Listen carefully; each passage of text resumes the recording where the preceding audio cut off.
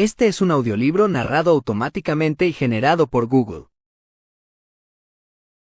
Vaivenes de un esqueleto. Paula Iturbide. Primera edición digital, 2012. Digitalizado en México. Copyright, todos los derechos reservados. Permisos más allá del alcance de esta licencia. Escribir al correo paulaiturbide@gmail.com. Vaivenes de un esqueleto. Como en el final feliz de una película mala, aceleré el paso con la ansiedad de toda una vida en la garganta. Creo que no escuché más que mi respiración agitada por el desnivel del terreno. El aquelarre de franceses y europeos varios quedó atrás. Ese enjambre de cámaras fotográficas y sombreros de la isla de Gilligan no arruinó mi esperado instante de gloria.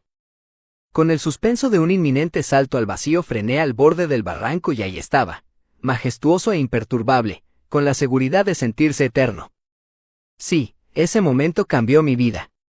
Aunque parezca algo trivial, ahora que han pasado algunos años, ese mediodía de verano congeló el tiempo en mi cabeza. El murmullo de esos turistas le robó el misticismo a la escena y me acostumbré por unos minutos a sentir su presencia a mis espaldas. Ningún paisaje se compara con el mar transparente y la arena blanca.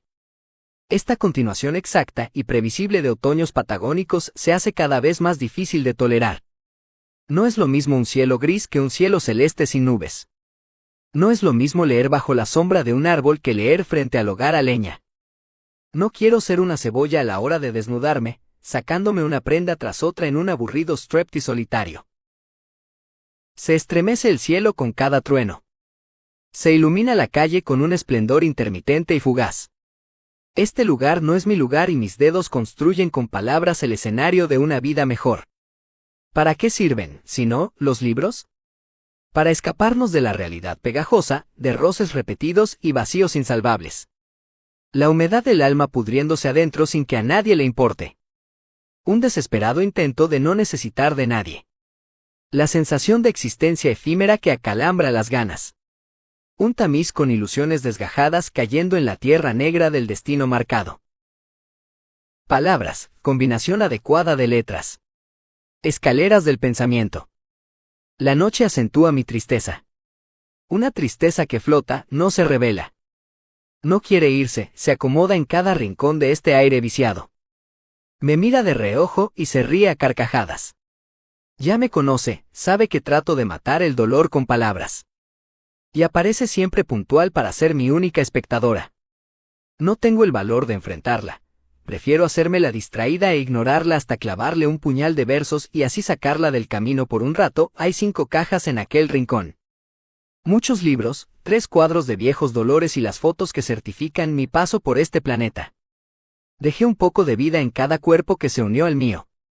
Distintos perfumes, siluetas a media luz, manos que bajaron lunas y escribieron despedidas.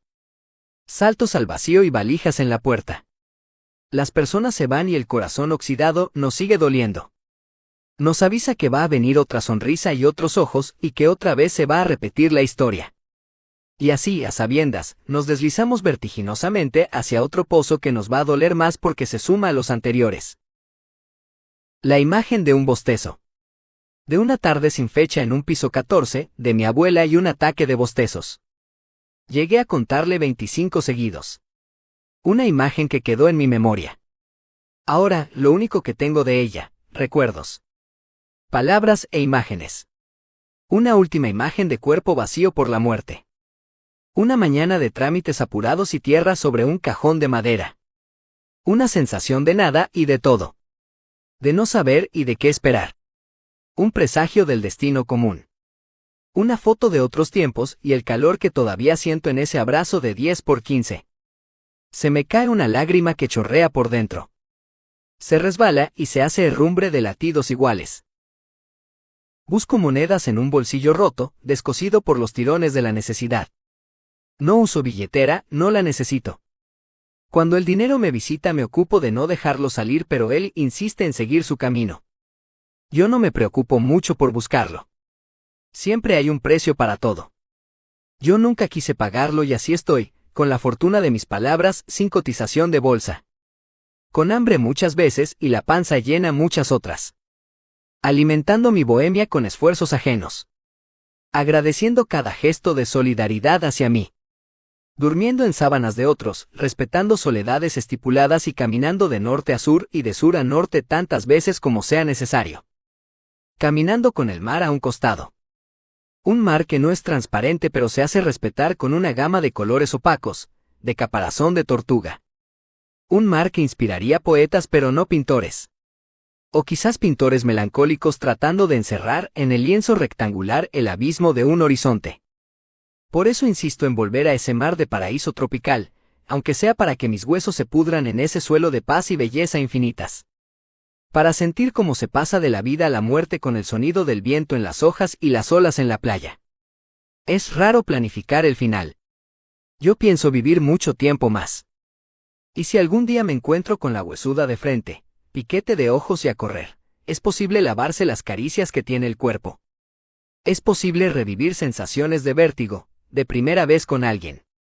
Es posible volver a sentirse inmortal, pero un inmortal con abolladuras que se notan en la piel. Con menos ganas de apostar, de soñar, de compartir, de aguantar ruidos y vaivenes de otro esqueleto que conviva con nosotros. Ya no queremos fundirnos los dos en uno, o gritarle a la gente que pasa en el colectivo que estamos enamorados. Ya no abrimos los ojos con la misma pregunta en las pupilas porque conocemos las respuestas de antemano. No hay ingenuidad. No hay entrega. Nos vamos encerrando en una cárcel de malos recuerdos, de desilusiones vigentes y olvidos presentes. Colgamos en la pared el cartelito, mejor solo que mal acompañado, y preferimos terminar nuestra vida con un perro fiel durmiendo a los pies de la cama. Vaivenes de un esqueleto. Tercer premio narrativa, 2 do concurso literario Manos Solidarias, Rotary Club Mar del Plata, Buenos Aires, Argentina. Junio 2004. Zapatito. ¿Cómo empezar el día después de una noche de violación matrimonial? Sin tiempo para cuestionarse costumbres ancestrales, la mujer deja su rancho y baja al pueblo para cumplir sus tareas. Su cuerpo es una colección de contexturas pequeñas marcadas por la dureza de una vida de privaciones. La siguen 3 hijos por el mismo camino de tierra y resignación. Las tradiciones se heredan y se aceptan y se sufren sin intentar cambiarlas. Pies descalzos y faldas negras. Semillas que involucionan. Los golpes en la puerta avisaron que el desayuno estaba listo. Apenas pudo abrir los ojos y ver la hora en la pequeña tipografía de su celular. La habitación en penumbras, el sol empujando la tela de las cortinas, su cuerpo desnudo junto a ella, también sin ropa. El aire del cuarto era una mezcla de silencio y perfumes. Se levantó con movimientos lentos, de huesos y músculos cansados. Juntó la ropa desparramada en la urgencia nocturna de quererse un poco. La miró dormir, aún perdida en los restos de la madrugada. Bostezó. Se asomó por la ventana achicando los ojos, defendiéndose de la brutalidad luminosa del día. Caminó hasta la puerta y buscó el desayuno que esperaba apoyado en una mesita. El entorno era el mismo de siempre. 100 metros cuadrados de pasos ajenos a interceptar. Una y otra vez, con terquedad, con la persuasión de sus propias miserables apariencias. Un día igual a otro. Una cadena de igualdades, una multiplicación chata, una eterna carretera recta, aburrida, casi infernal. No conocen otras opciones. ¿Será que desde afuera se ve todo más terrible? Edificios con historia. Ya los tenían catalogados desde que planearon su viaje por internet. A cada paso sienten la vibración de ese suelo impregnado de leyendas. No alcanzan ni la cámara ni las miradas para asimilar el paisaje. El silencio de la contemplación los deja solitarios, cada uno busca su ángulo de observación para luego comentar entusiasmados sus impresiones personales. 3 pulseras por 10. Cómprame. Cómprame. La frase constante para quien observa en silencio el rumor del parque. Incansables ofertas, repetidas negaciones, curiosidad de los recién llegados. Ella pasea concentrada por un mapa en blanco y negro. Él tiene la poderosa sensación de ver toda la pobreza de un estado en un zapatito gastado. Observa los pies dentro de ese calzado curtido y cansado, como debe tener alma y el cuerpo, piensa. Y sin embargo son parte del souvenir del turista, son parte de las postales y las fotos para el estante de la oficina. Este juego de todos los días tiene algo de macabro. Esta desigualdad de oportunidades es resultado de una ruleta cósmica sin chance a devolver si no nos convence el regalo. Época de lluvias. El sol tapado por las nubes como un político por sus guardaespaldas. En 10 segundos el parque queda desierto y la gente busca refugios. La lluvia envía clientes a los cafés. Los pies descalzos solo esperan bajo un alero que el aguacero termine. El agua lava la tarde y las luces de la plaza anuncian la noche. Subsistencia convertida en pintoresca realidad de folleto. Las fotos enviadas por e-mail son la novedad del día para los familiares que están en casa. Imágenes que dicen que algo anda mal pero a nadie le importa. El Premier. Algún genio del mundillo bancario sin criterio y sin mucho que hacer pensó en dividir las filas de espera entre clientes y no clientes. Otros pusieron clientes y visitantes, no del espacio exterior sino gente como usted o como yo pero que no pertenecemos al selecto grupete.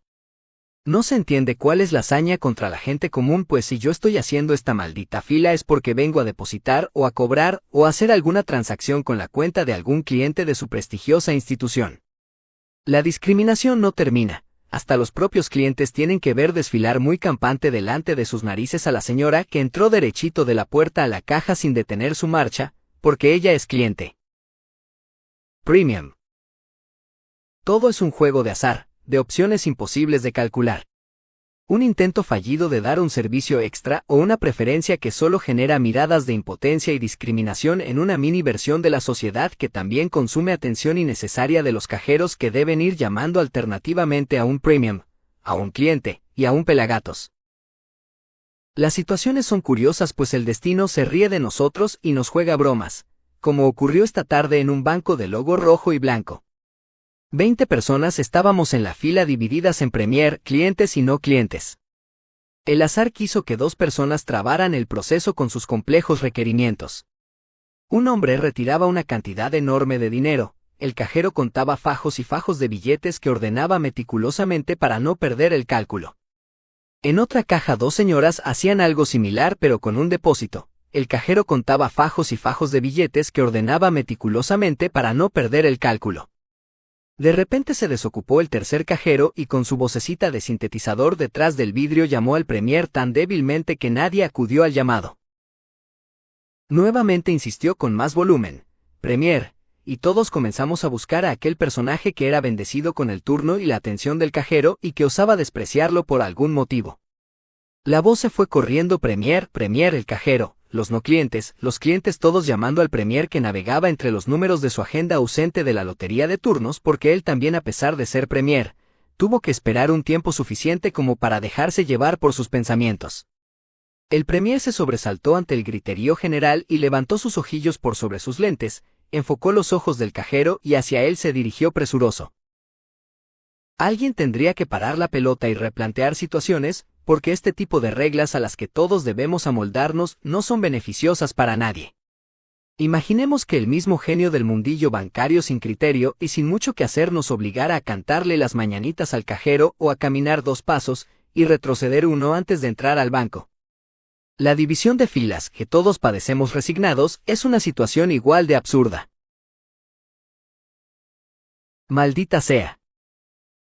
El círculo que formaba el humo del cigarrillo ascendía perezoso y se desarmaba antes de llegar al techo. La habitación estaba en penumbras y Javier, pensativo, fumaba en la cama. La lentitud de sus gestos expresaba cansancio.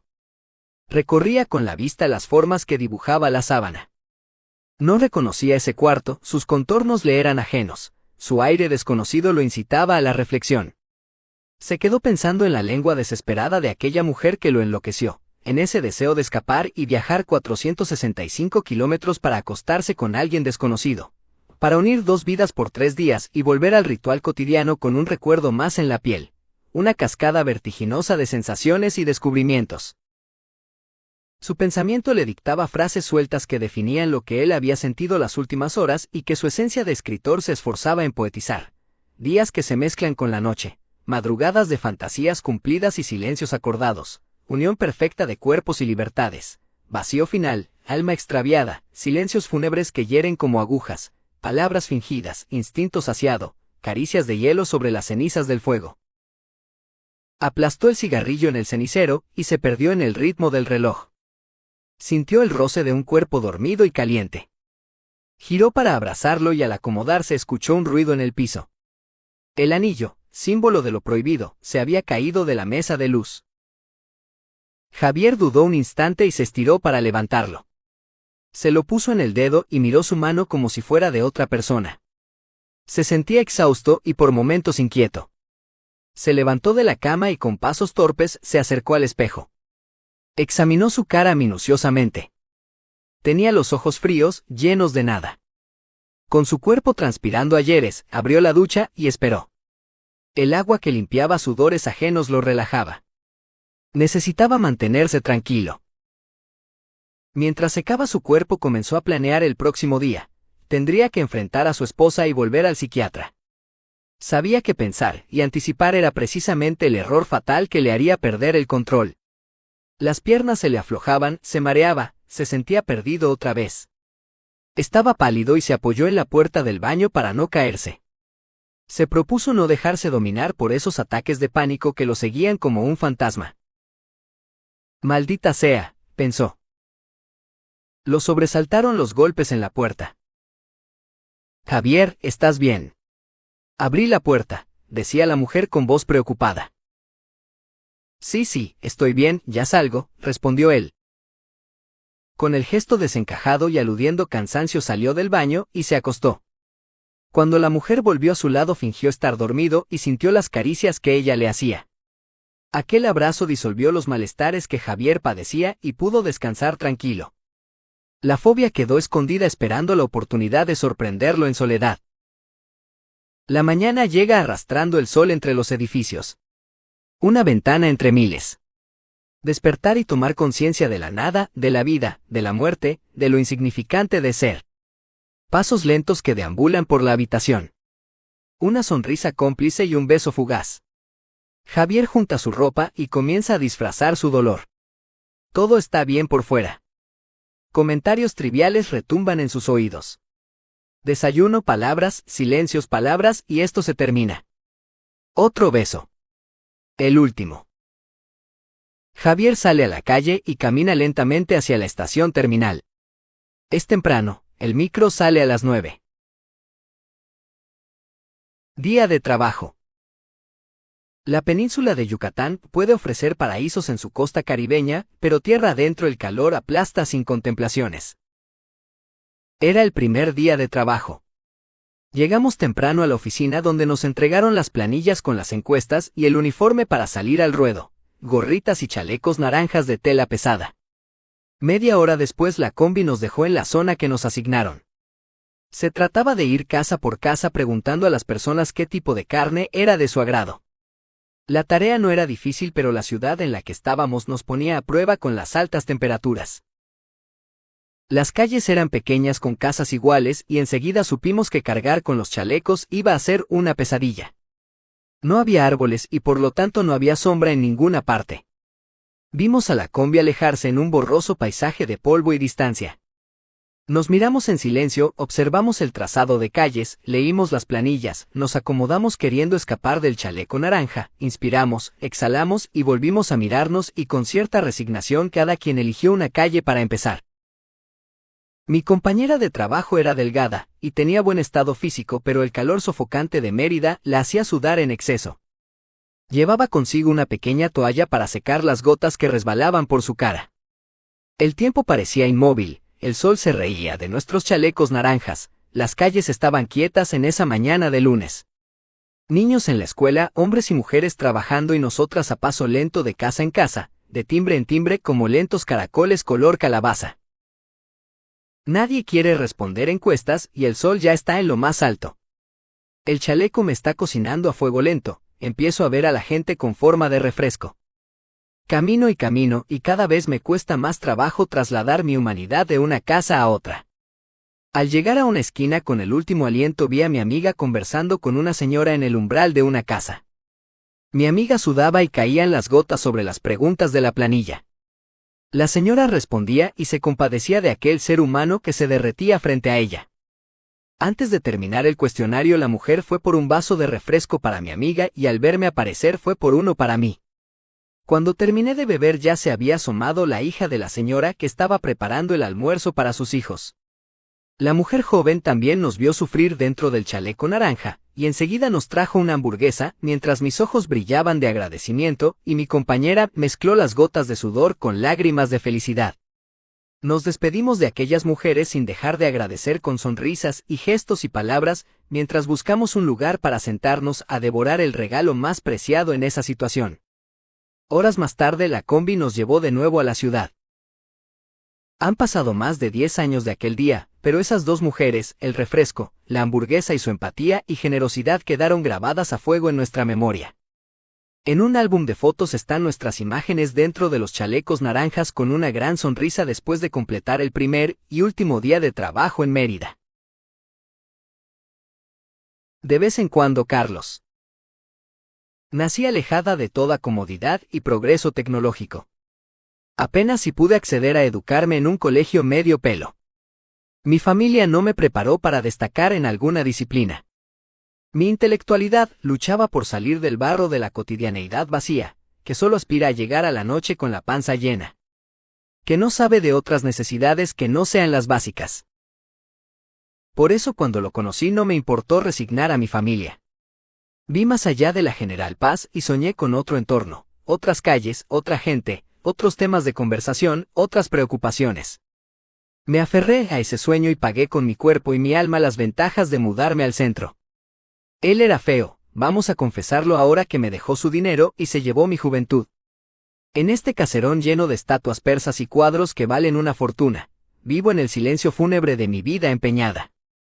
No me arrepiento, todo tiene su precio y yo decidí resignar. Ser la mujer de un hombre soberbio e insensible puede convertirse en un infierno. Recuerdo cuando a los pocos días de conocerlo lo llamé Carlitos, en un gesto de cariño a lo que él respondió indignado. De vez en cuando, Carlos.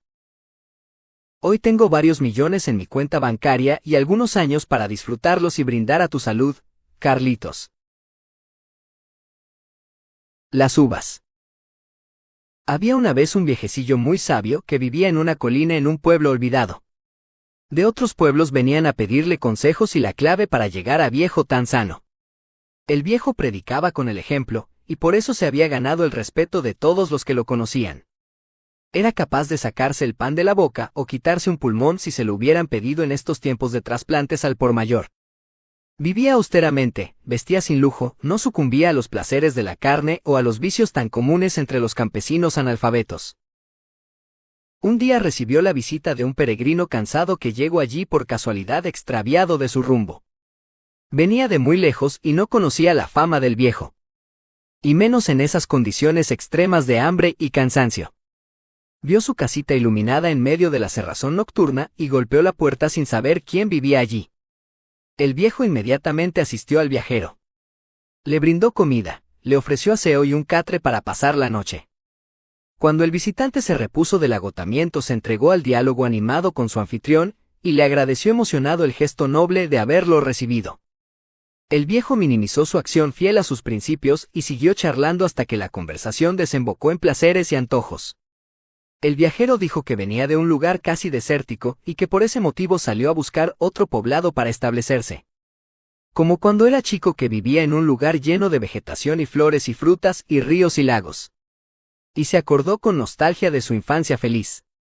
Repasó sus andanzas con otros chicos trepando árboles, pescando y su narración se detuvo debajo de una parra.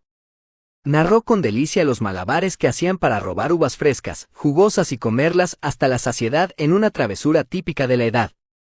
Los ojos del viajero brillaron por el recuerdo querido, y porque hacía muchos años que no probaba algo tan sabroso como aquellas uvas.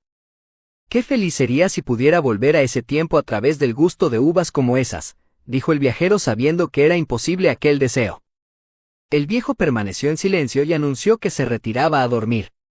Indicó al viajero su lugar para pasar la noche y se retiró a su habitación. El huésped tardó un segundo en acomodarse y caer rendido en un sueño profundo. El viejo terminó sus rituales de siempre antes de dormir y sigilosamente abrió un armario de su cuarto y sacó un cajón con uvas verdes y frescas. Comió, las disfrutó, sació su placer personal y al ver el cajón vacío pensó que faltaría un mes para que le trajeran otra ración de uvas.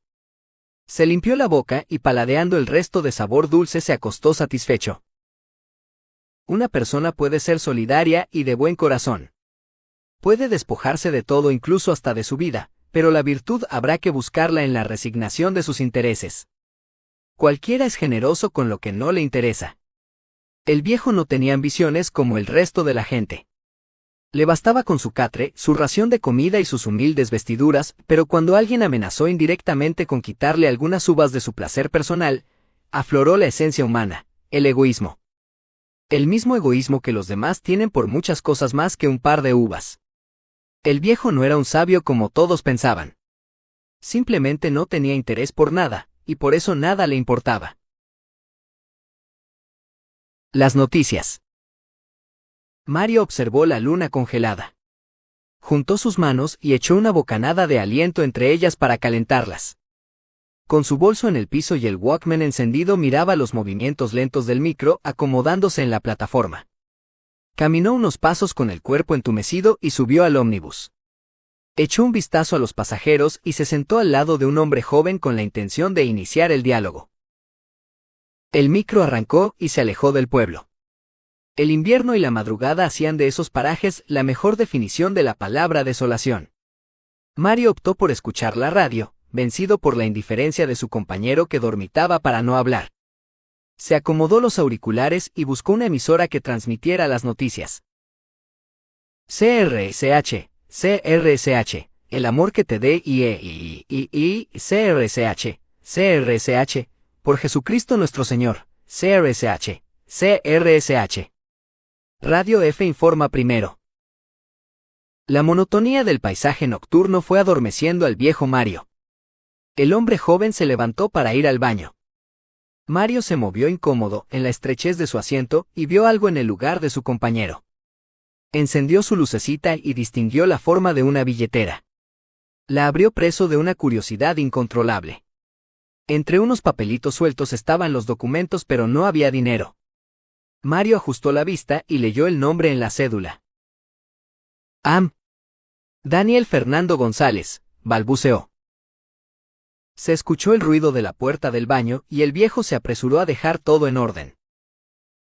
«Se te cayó eso», le dijo a Daniel señalando la billetera en el asiento. «Gracias», dijo el joven fríamente. Condenado a la ausencia de conversación, Mario miraba por la ventanilla y recordaba sus últimas horas en el pueblo. Las imágenes se sucedían desordenadas, la familia, los amigos, la cena, el vino, la despedida. Y seguía con su repaso cronológico de los hechos, la terminal desierta, el frío, la madrugada, el micro, los pasajeros, la radio, el sueño, las noticias. En ese momento se acordó de una noticia que lo impactó y que lo dejó intranquilo antes de dormirse. Repitió mentalmente el titular que había escuchado en la radio, y una sensación de vértigo lo invadió. Trató de calmarse mientras sentía un sudor frío por su frente. Miró de reojo a Daniel que dormía en su asiento. La penumbra del micro fabricaba un clima fantasmal de contornos dibujados. Mario pensaba, dudaba, recordaba. Se preguntaba si el vino, el sueño y la madrugada le estaban jugando una mala pasada. Miraba a Daniel y pensaba. El nombre era el mismo que escuchó en la radio. Trataba de imaginarse a aquel hombre que descansaba tranquilo a su lado, unas horas antes en un pueblo vecino. Un escalofrío recorrió su cuerpo. No podía situarse en aquella escena terrible. ¿Y si este hombre es inocente? Si estoy delirando, se preguntaba Mario al borde de la desesperación. Se sentía paralizado, atrapado entre la ventanilla y el asiento de Daniel. Miraba su reloj y calculaba distancias. Había perdido la calma. Se encendieron las luces y los pasajeros se despertaron. Una parada de 15 minutos en otro pueblo olvidado. Mario aprovechó la luz para mirar a Daniel que seguía durmiendo. Con movimientos sigilosos observaba cada detalle de su ropa, y encontró la prueba que buscaba. 2 pequeñas manchas rojas en el zapato de Daniel nublaron el razonamiento de Mario, quien se levantó enérgico. Bajó del micro en busca de un teléfono. Llamó a su pueblo y confirmó sus sospechas. La familia de la Casa Amarilla había muerto. La madre y sus 5 hijos habían sido asesinados. Casi sin aliento buscó algún policía en el lugar, pero este pueblo era más chico que el suyo, y a esa hora estaban todos durmiendo. Volvió al teléfono y llamó otra vez a su pueblo. Habló con el comisario y le contó su preocupación. Mario volvió al micro que lo esperaba para seguir viaje. Se acomodó nuevamente al lado de Daniel y trató de asimilar lo sucedido. Una hora después el ómnibus se detuvo frente a 3 patrulleros que cortaban la ruta. Con una rápida maniobra los policías subieron al micro y se llevaron a Daniel. Mario se dio a conocer y se puso a disposición de la justicia para atestiguar. Horas más tarde, en una precaria comisaría de pueblo, Daniel confesó su crimen y se ahorcó en su celda en un descuido de los guardias. Mario nunca más viajó de noche ni escuchó las noticias en su Walkman. Xóchitl y María. Aquí arriba el frío se siente en los huesos. Las nubes húmedas del mes de mayo juegan con los picos de las montañas. Tiñen el cielo de gris y dejan caer una llovizna débil. Por el camino llegan los campesinos después de trabajar la tierra. Las mujeres todavía no terminan su día de trabajo y cocinan, para quienes la someten siguiendo tradiciones ancestrales. Todos los días lo mismo. Levantarse antes que el sol se asome por el oriente y desafiar al frío. Traer leña, encender el fuego, cocinar, despedir al hombre, atender a los niños, lavar ropa, y desear que la noche no llegue nunca.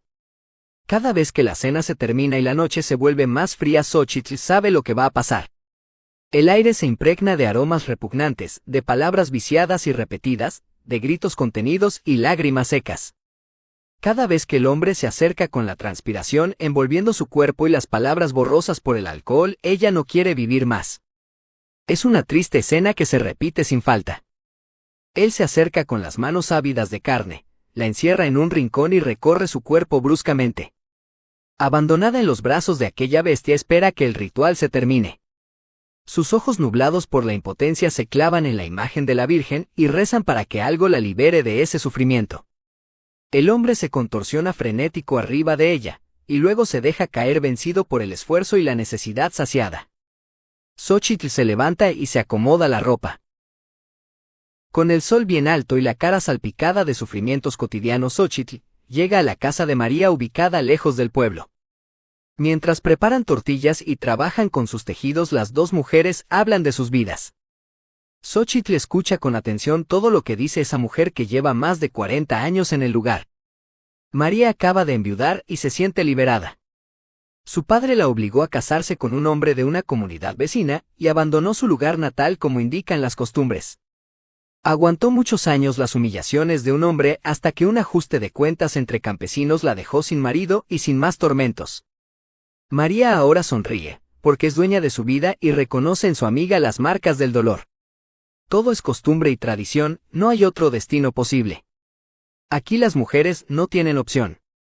Y aunque nunca hayan recibido educación ni conozcan otra clase de vida, la desolación del ultraje les enseña una lección inolvidable.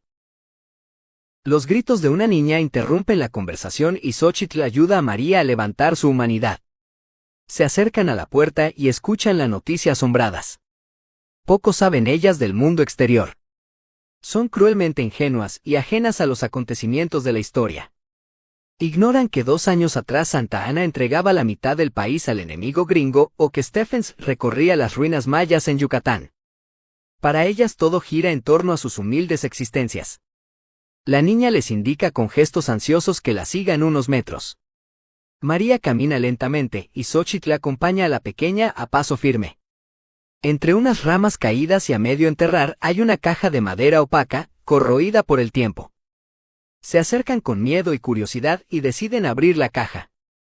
Entre las 3 hacen fuerza para sacarla de su tumba.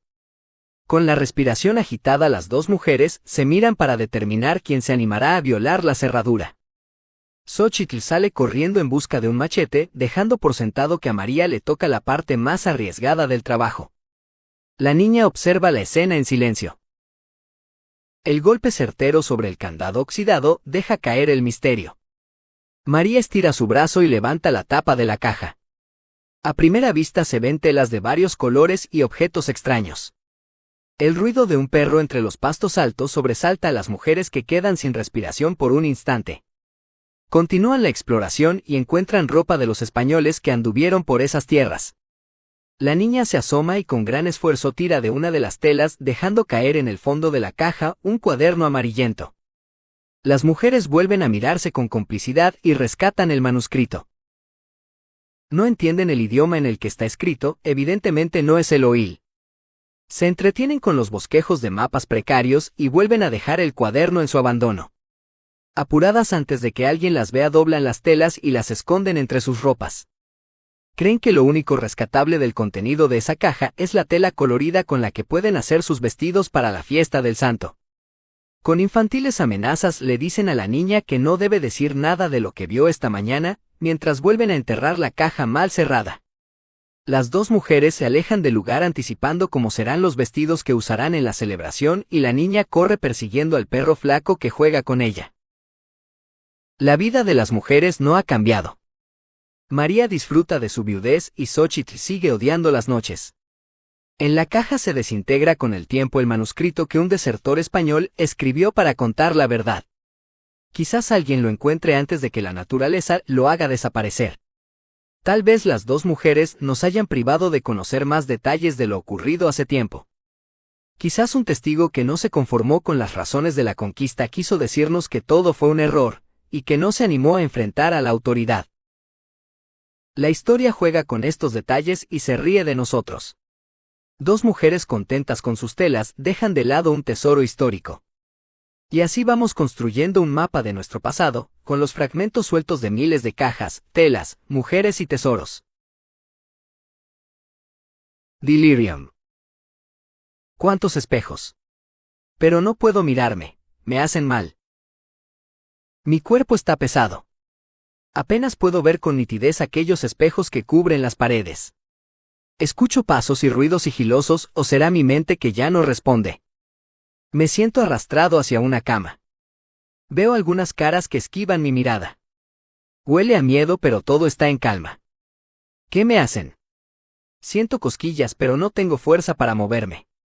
Me duele el estómago vacío de tanto vomitar.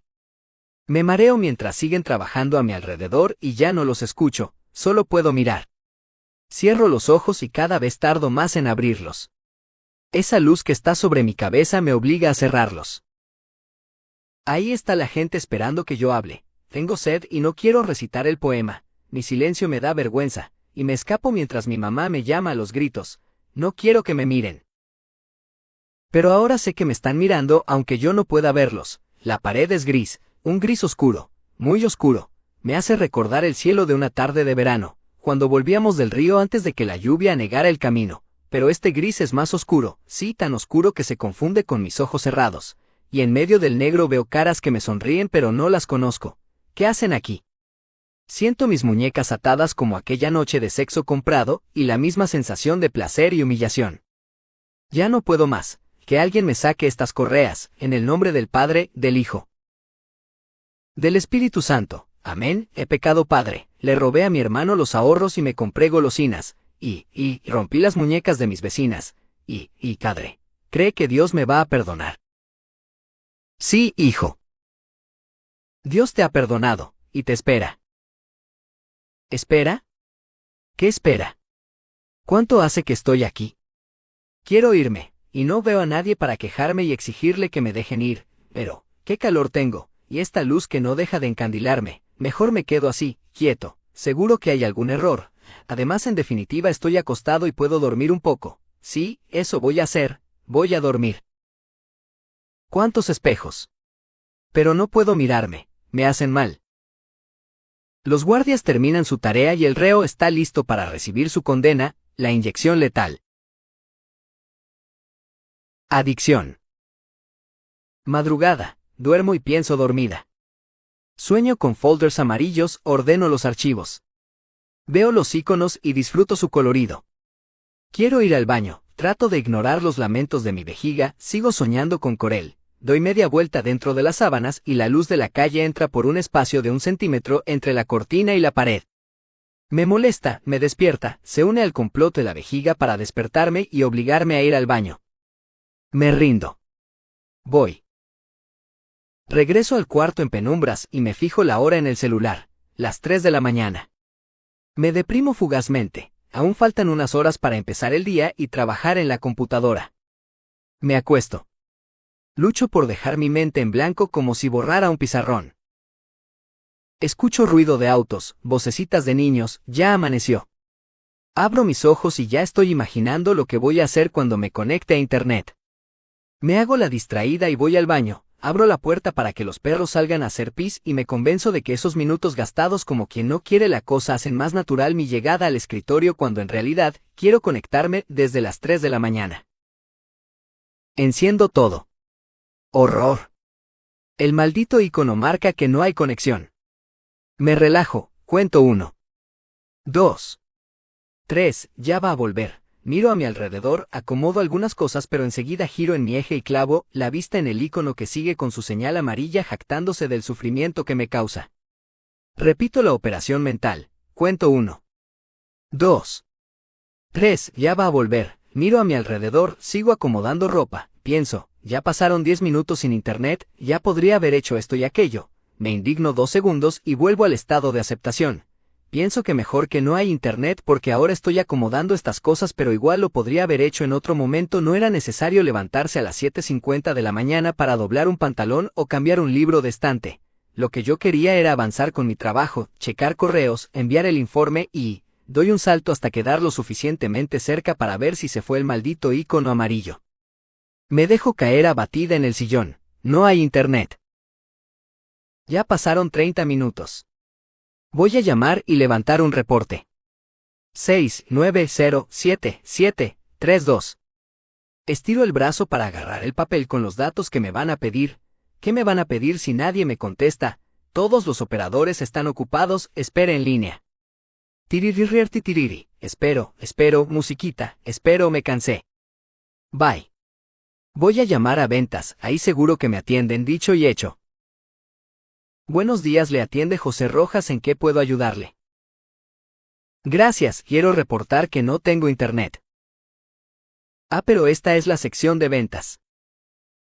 Sí, pero en el número del servicio técnico no atiende nadie.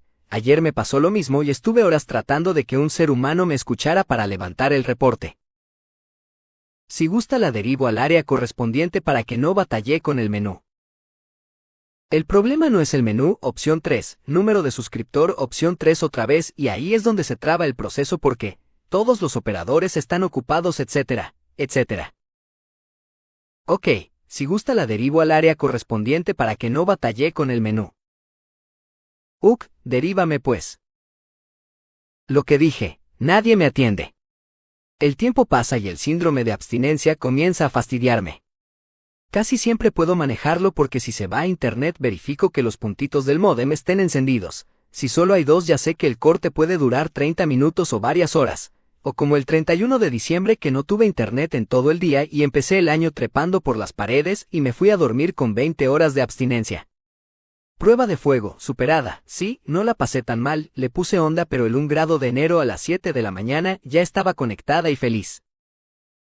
El problema es que yo trabajo con internet y ahí se mezclan las cosas porque trabajar es bueno y necesario y más si te gusta lo que haces, pero internet es adictivo porque es una especie de Aleph, es un punto donde confluyen todos los puntos. Es la información instantánea de lo que se te ocurra, es aprender, es leer, es viajar. Sigo esperando que alguien me atienda, me canso de esperar, miro el icono de conexión y volvió internet. Adiós. Aquí termina el texto, me voy a conectar. 2000 pasos hacia el sur. El calor del mediodía era insoportable. El viento caliente empujaba el paso de una iguana que cruzaba la carretera. Cada tanto el ruido de los camiones despertaba a los perros que descansaban en la sombra. Una gasolinera rompía la monotonía del paisaje desértico. Solo una bomba expendedora sacaba del apuro a algún viajero perdido. Nadie recorría esos interminables kilómetros mexicanos si no tenía un motivo importante. Camiones solitarios abastecían a los pocos pueblos que quedaban. Se decía por ahí que un tal Remigio había comprado este lugar para rehacer su vida, que vino de muy lejos huyendo de algunos hombres. No se sabía bien si les robó o si los ofendió durante alguna borrachera, pero lo cierto es que se aseguró de alejarse lo suficiente de esos problemas. Quizás buscaba un poco de tranquilidad para pasar el resto de su vida. Y allí se quedó todos estos años entre perros y cervezas. Ni siquiera se levantaba de su hamaca para atender a los clientes. Les gritaba desde el vaivén de la sombra que se sirvieran y que dejaran el dinero al costado. Ahí en el botecito decía. Y seguía con la vista fija en el desierto. Un día, después de la siesta, llegó un hombre joven de aspecto fuerte, con signos evidentes de deshidratación y agotamiento. «¿Me regala tantita agua?», susurró. Remigio se conmovió y entró a la cocina para buscar una cerveza. «Aquí tiene, es todo lo que tengo. Aquí no hay agua», dijo el viejo restándole importancia a la conversación y acomodándose en la hamaca. El hombre no contestó y tomó hasta vaciar la botella. «Gracias, vengo del norte. Hace 5 días que no veo a nadie. Duermo donde puedo y si no, sigo caminando todita la noche». «¿Pa dónde va?», preguntó Remigio con desconfianza. «Voy pie al sur, allí me esperan». «¿Quién?», indagaba el viejo mientras tomaba cerveza. «Puedo pasar la noche aquí. Mañana temprano sigo mi camino». «Por mí no hay problema. Hace mucho tiempo que hablo solo. Ya no sé si estoy vivo o muerto. Algunas veces me despierta el ruido de algún camión o el calor de la tarde que debe ser igual al mismísimo infierno. Otras veces, la cerveza y la siesta me hacen creer que veo el mar». «¿Cuál es su nombre?». «Dígame Alfonso, ¿me queda bien ese nombre, va?». «Me da igual», contestó el viejo indiferente. «¿Cuántos días tardaré en llegar a la frontera sur?». «Depende, ya estamos en época de lluvias, si va caminando no creo que aguante». «Tengo que llegar».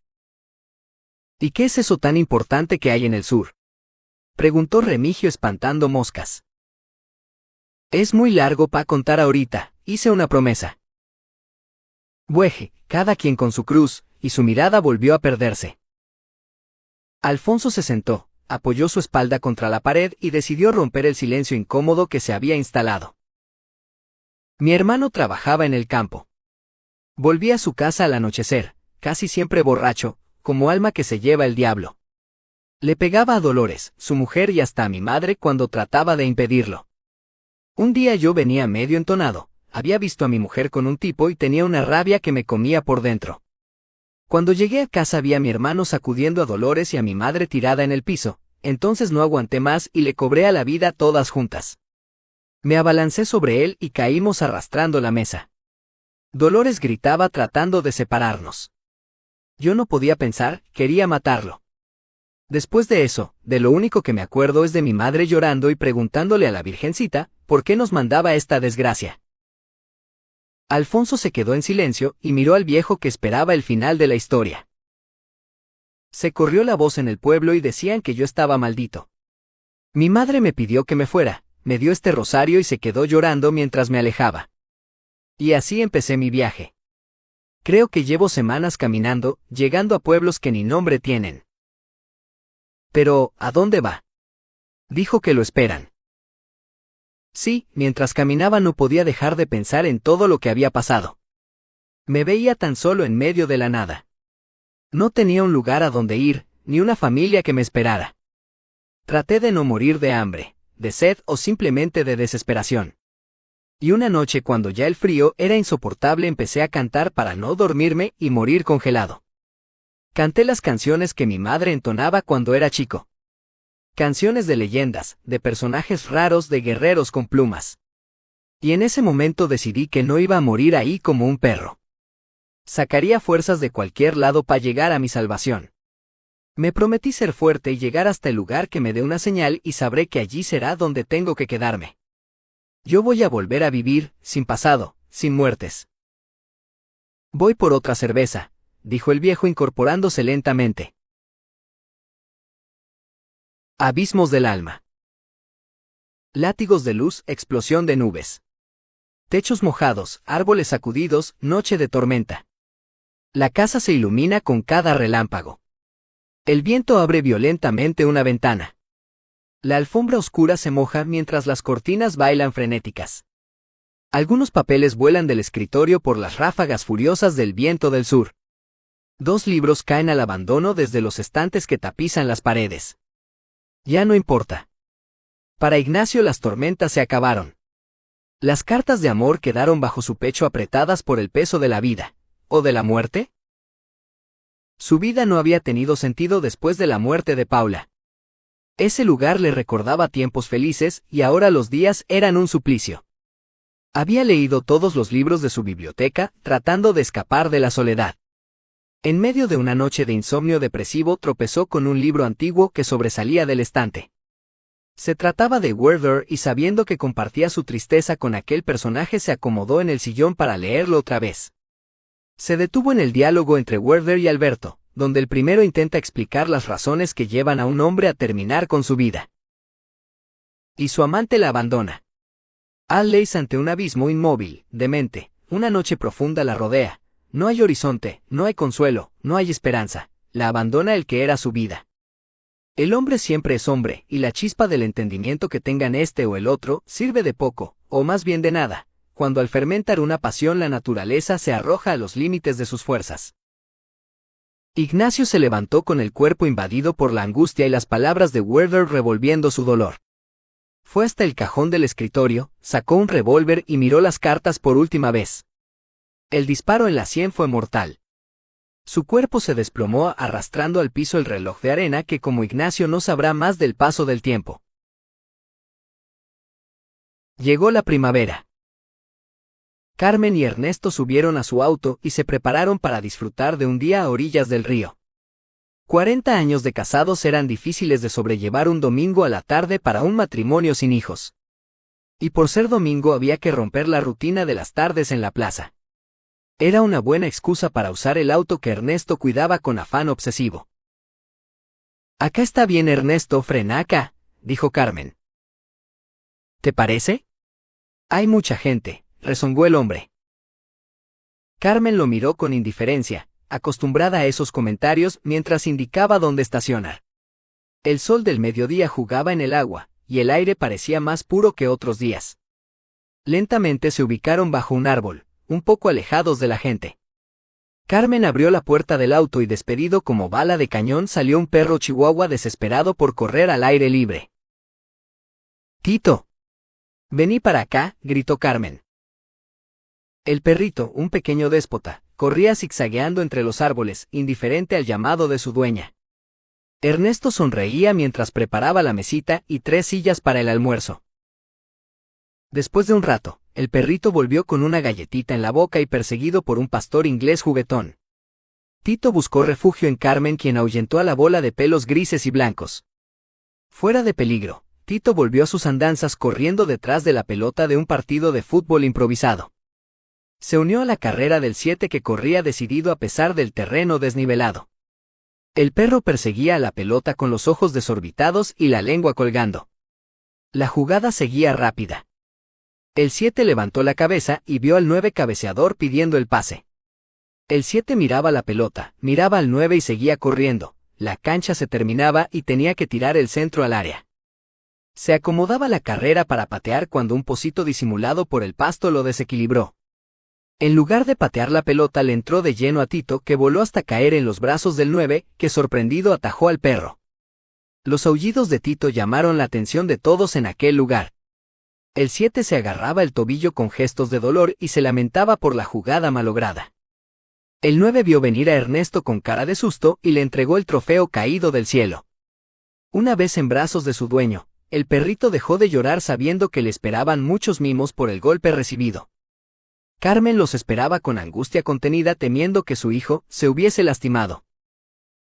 «Venga con mamá, pobrecito, ¿qué le hacen?», decía la mujer mientras acariciaba al perro. Tito con cara de víctima recibía los mimos estirando sus patitas al cielo. Después de tanto revuelo Carmen lo sentó en una silla y le sirvió su plato con comida y agua.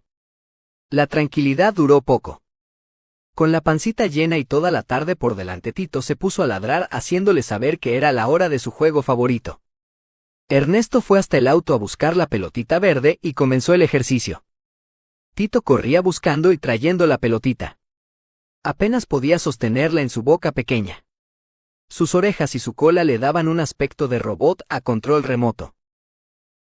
En una rápida maniobra, la pelotita voló hasta rebotar en un árbol, luego en una piedra y rodó hasta la orilla del río. Al llegar, Tito vio una botella que flotaba en el agua.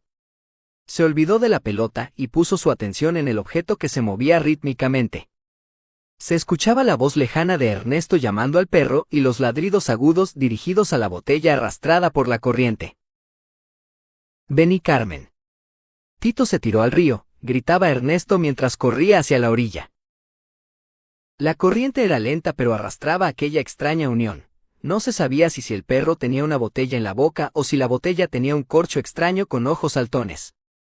Tito no se ahogaba pero se alejaba cada vez más. «¡Ay, mi Tito! Por favor, ayúdenlo», gritaba Carmen desesperada. «Ernesto hace algo».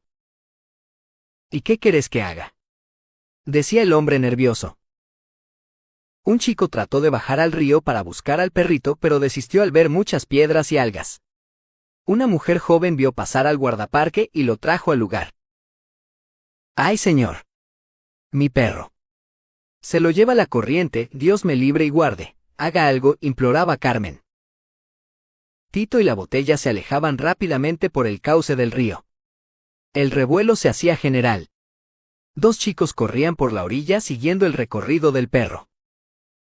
«Aquí móvil 2, a móvil 1, cambio», dijo el guardaparque usando su handy. «Aquí móvil 1, cambio», respondió una voz distorsionada. «Tenemos un perro arrastrado por la corriente del río, estamos en la zona de las curvas. La corriente está bastante lenta pero se lo está llevando igual. Cambio», explicaba el hombre. «Ok, nos acercamos a la zona recta para esperarlo y sacarlo del agua. Cambio y fuera». El guardia llamó al matrimonio y trató de tranquilizarlo. Luego los tres subieron al vehículo oficial del parque y se dirigieron a la zona de los laguitos donde estaba el móvil 1. Mientras tanto Tito pataleaba orgulloso y luchaba por mantener prisionera a la botella. Miraba a los chicos que le gritaban desde la orilla y seguía concentrado en su aventura. El río tenía curvas que fue sorteando hasta desembocar en la recta donde lo estaban esperando. «¡Ay, mi Diosito! Mi bebé tan chiquitito. Pobrecito», decía Carmen santiguándose y mirando al cielo. «Tranquilízate, Carmen, es un perro y los perros no se ahogan en un río como este», decía Ernesto con toda la paciencia.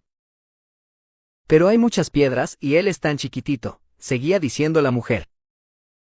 Ernesto hizo un gesto cómplice al guardia que tomó el handy y preguntó si habían visto a Tito. «Aquí móvil 1, todavía no vemos nada. ¿Qué descripción tiene el perro?». «Cambio.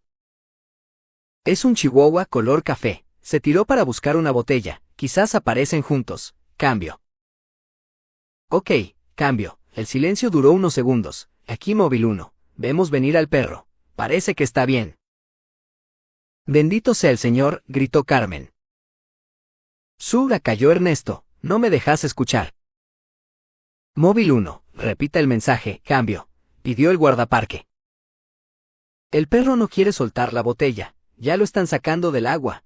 Cambio», informó la voz. «Ok, estamos cerca del lugar, cambio y fuera», dijo el guardaparque mientras maniobraba llegando a los laguitos. La gente se había amontonado para ver el rescate.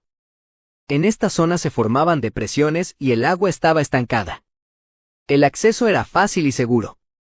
Apenas vieron a Tito se metieron dos guardaparques para agarrarlo. La tarea no fue difícil pero sí inédita.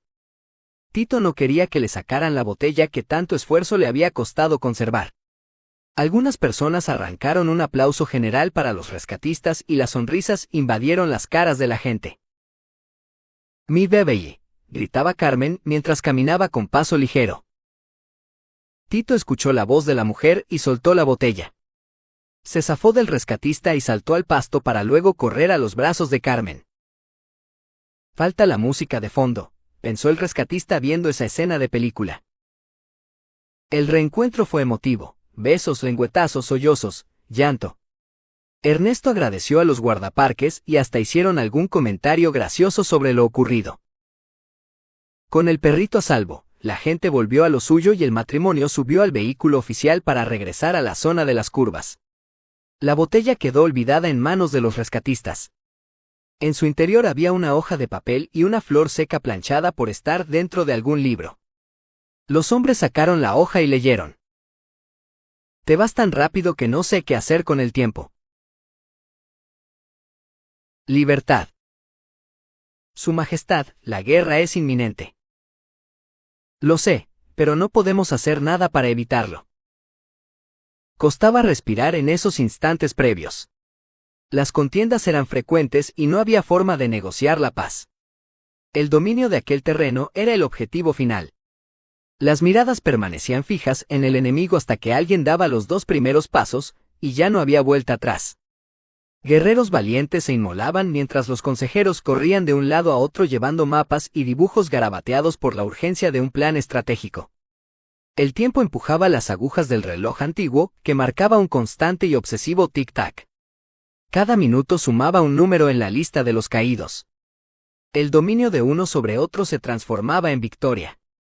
Con el ejército diezmado, 2 consejeros corrían hacia un rincón de la torre protegiendo al rey. Las tierras habían sido tomadas por el enemigo. Ya no se trataba de perder la tierra o la libertad, sino de asegurarse una muerte digna. El rey, anticipando su destino, hizo un gesto a su consejero, quien cayó presa del pánico mientras le alcanzaba el líquido mortal. El silencio repentino se quebró con la caída del cuerpo envenenado del monarca. Sus consejeros fueron tomados prisioneros. El rey vencedor miró a su alrededor y se sintió soberbio, invencible, sediento de poder. Convocó a sus jefes militares y los obligó a seguir sus órdenes, ir en busca de la libertad definitiva.